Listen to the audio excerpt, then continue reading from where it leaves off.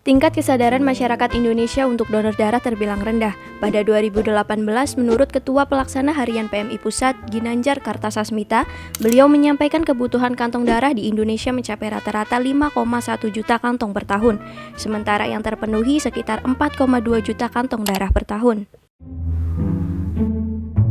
Kenapa tingkat kesadaran donor darah itu menurun ya?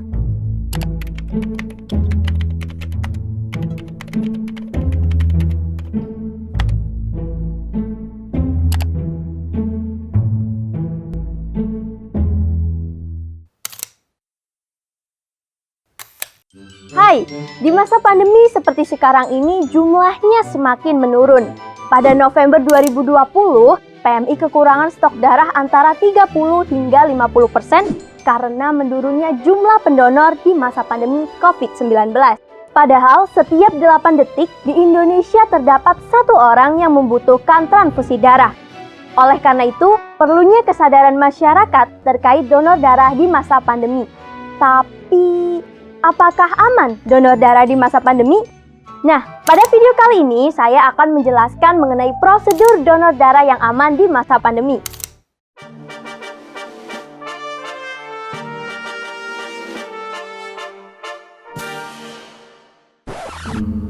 Tapi donor darah itu apa sih? Nah, donor darah adalah kegiatan menyumbangkan darah untuk tujuan transfusi darah. Donor darah dibagi menjadi dua, yaitu donor darah sukarela atau DDS dan donor darah pengganti atau DDP. Lalu, apa sih perbedaan antara DDS dan DDP? Padahal kan sama-sama donor darah. Mari kita bahas. DDS adalah seseorang yang menyumbangkan darahnya secara sukarela, sedangkan DDP adalah seseorang yang diminta untuk menyumbangkan darahnya. Sebelum sobat melakukan donor darah, sobat akan dicek golongan darahnya. Sebelumnya, sobat tahu nggak sih golongan darah dibagi menjadi berapa? 4. Yap, tepat sekali. Darah dibedakan menjadi 4 golongan, yaitu A, B, AB, dan O. Kemudian, 4 golongan ini dibagi lagi menjadi resus positif dan resus negatif. Lalu tujuannya untuk apa sih? Pasien yang menerima darah dengan golongan yang tidak cocok seringkali mengalami reaksi yang berbahaya. Oleh karena itu, mengetahui golongan darah sangat penting loh sobat. Nah, pada media ini bisa dilihat. Nah, sobat bisa perhatiin nih. Jadi, golongan darah A positif dapat didonorkan ke golongan darah A positif. Golongan darah A negatif dapat didonorkan ke golongan darah A negatif. Golongan darah B positif dapat didonorkan ke golongan darah B positif. Golongan darah B negatif dapat didonorkan ke golongan darah B negatif.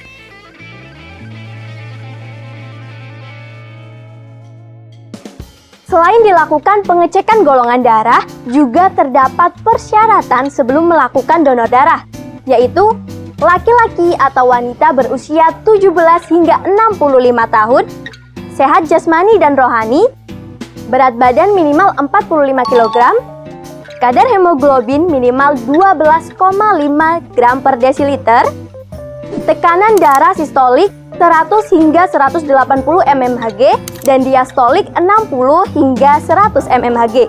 Tidak menderita penyakit beresiko tinggi seperti HIV/AIDS, hepatitis, sifilis, dan lain-lain.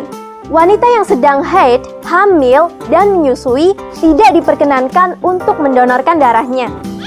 Bisa aja. Bisa pas gitu dia tahu pertanyaanku. Kalau gitu, prosedur donor darah gimana?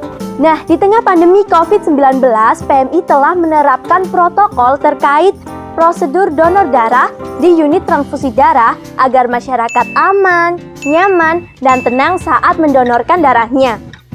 Lantas, seperti apa sih panduan dari PMI terkait prosedur donor darah yang aman di masa pandemi? Yang pertama, sebelum memasuki gedung UTD dilakukan pengecekan suhu tubuh.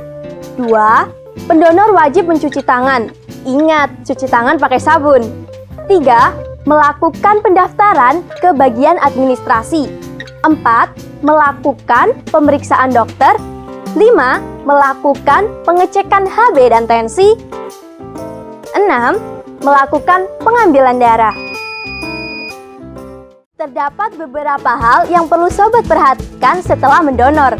Antara lain, 1. Membatasi aktivitas fisik selama setidaknya 5 jam setelah donor. 2. Melepaskan plester setidaknya 4-5 jam setelah selesai donor. Sebaiknya tidak berdiri terlalu lama di bawah sinar matahari langsung. 3. Berbanyak minum air putih untuk menggantikan cairan tubuh yang hilang. 4. Makan makanan yang mengandung zat besi tinggi, vitamin C, asam folat, riboflavin atau vitamin B2, dan vitamin B6. Nah sobat, ternyata donor darah sangat bermanfaat loh. Selain menyelamatkan jiwa seseorang, juga bermanfaat bagi si pendonor. Lalu apa saja ya manfaat itu? 1.